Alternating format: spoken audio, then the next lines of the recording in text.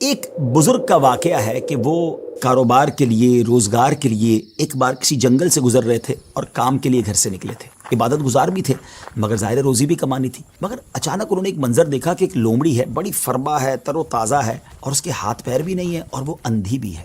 اب حیران ہو گئے کہ اس کے پاس تو نہ ہاتھ پیر ہیں، نہ آنکھیں ہیں، نہ دیکھ سکتی ہے، نہ چل پھر سکتی ہے، تو یہ کھاتی کیسے؟ اس کے کھانے کا انتظام کیسے ہوتا ہوگا؟ اسی شش و پنج میں تھے، آپ بیٹھ گئے۔ اچانک آپ نے دیکھا کہ زمین شک ہوئی اور دو پیالے نکلے، ایک شہد کا اور ایک دودھ کا۔ مگر آپ پھر سوچنے لگے کہ یہ پیالے تک پہنچے گی کیسے؟ اب کیا ہوا کہ تھوڑی دیر بعد انہوں نے دیکھا کہ قریب پہاڑ سے ایک سفید چہرے والے نورانی بزرگ وہ اوپر سے تشریف لائے اور اپنے ہاتھوں سے لومڑی کو یہ دونوں پیالے پلائے۔ پھر پیالے زمین کے اندر چلے گئے اور وہ بزرگ واپس جانے لگے۔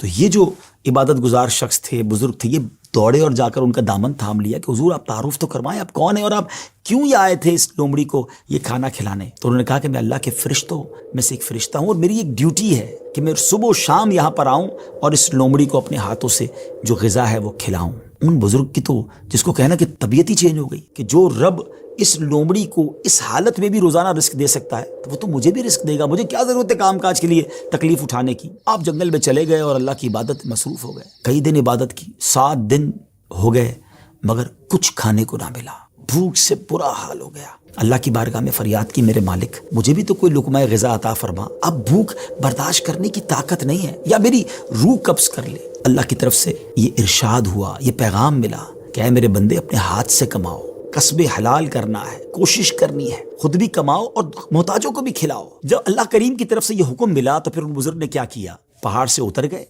اور پھر اب طلب معاش میں اپنے کام میں لگ گئے، کمانے لگے، آدھا خود کھاتے، آدھا محتاجوں میں تقسیم کرتے۔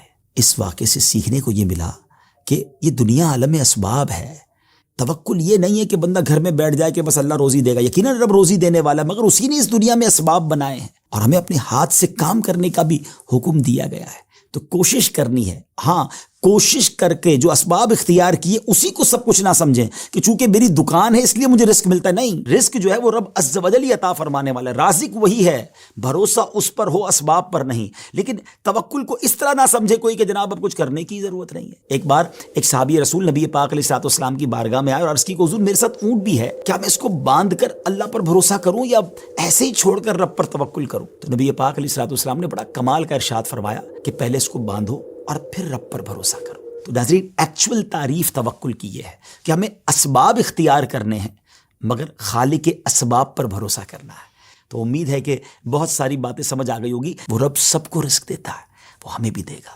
اللہ کی قدرت پر یقین رکھیں، اس پر بھروسہ رکھیں اور اس کی بارگاہ میں دعا کرتے رہیں۔